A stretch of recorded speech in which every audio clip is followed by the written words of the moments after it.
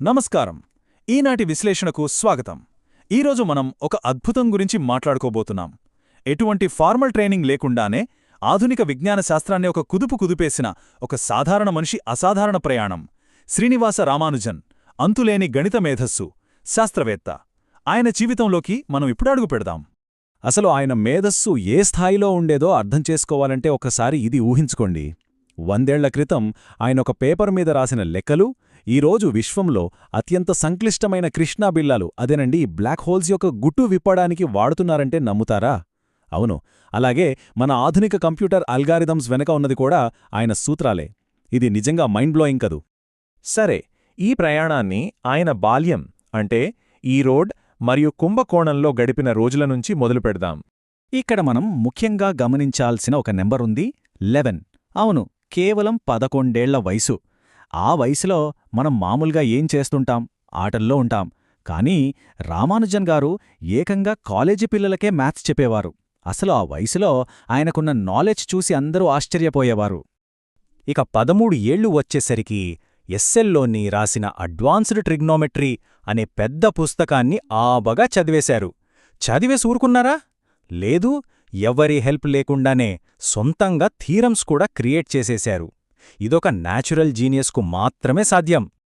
అయితే ఇక్కడే ఒక చిన్న ట్విస్ట్ ఉంది.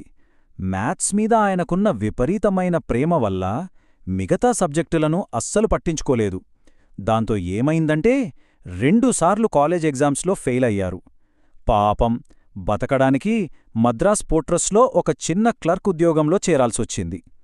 కానీ ఇన్ని కష్టాలున్నా ఆయనలోని ఆ మ్యాథ్స్ ఫైర్ మాత్రం అలా రగులుతూనే ఉంది. ఇక ఇక్కడ్నుంచే ఆయన లైఫ్ ఒక గొప్ప టర్న్ తీసుకుంది.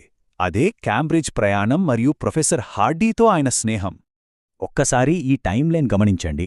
రామానుజన్ పంపిన లెక్కలు చూసి లండన్లో ఉన్న ప్రసిద్ధ గణిత శాస్త్రవేత్త జీహెచ్ హార్డీ ఎంతగా ఆశ్చర్యపోయారంటే వెంటనే 1914లో ఆయనను ఇంగ్లండుకు రమ్మని ఆహ్వానించారు. ఇక్కడి నుండి ఆయన పరిశోధనలు ఒక రేంజ్లో స్పీడ్ అందుకున్నాయి. హార్డీ స్వయంగా రామానుజన్ గారి గురించి ఏమన్నారో తెలుసా? ఆయనొక సహజ సిద్ధమైన మేధావి అని కీర్తించారు. ఒకరు పక్కా పద్ధతిలో ట్రైనైన ప్రొఫెసర్ అయితే, మరొకరు ఎవరికీ అంతు చిక్కని ఆలోచనలతో పుట్టుకొచ్చిన అసాధారణ మేధావి. వీరిద్దరి కలయిక మ్యాథ్స్ హిస్టరీలోనే ఒక గ్రేటెస్ట్ పార్ట్నర్షిప్.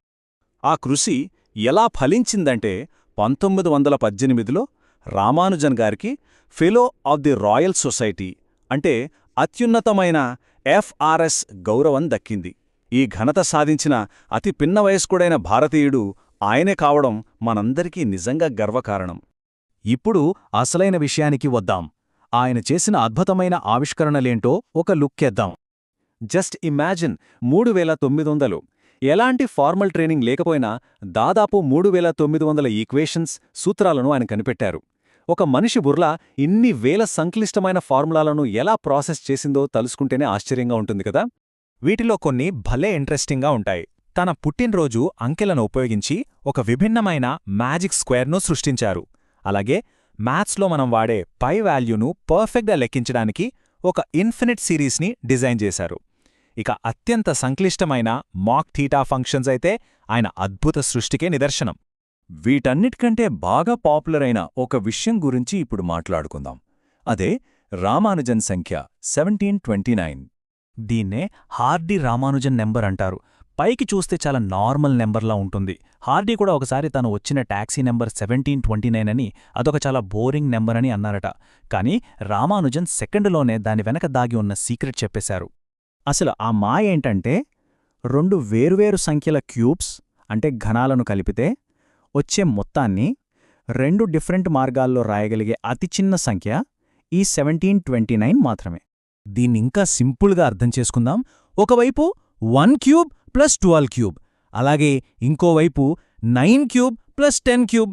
మీరు ఎలా లెక్కేసినా ఆ 2 ఈక్వేషన్సు ఖచ్చితంగా 1729కే ఈక్వల్ అవుతాయి. నంబర్స్తో ఆయన ఆడుకునే విధానమంటే ఇదే మరి. ఇదంతా ఒకెత్తైతే ఆధునిక విజ్ఞానంలో రామానుజన్ గారి ఫార్ములాలు చేస్తున్న మ్యాజిక్ మరో ఎత్తు. ఆయన మరణశయ్యమీద తీవ్రమైన అనారోగ్యంతో ఉంటూ కూడా ఈ మాక్ థీటా ఫంక్షన్స్ రాశారు. ఆశ్చర్యమేంటంటే నేడు ఆస్ట్రోఫిజిసిస్టులు బ్లాక్ హోల్స్ యొక్క బిహేవియర్ను స్టడీ చేయడానికి వాడుతున్నది అవే ఫంక్షన్స్ను.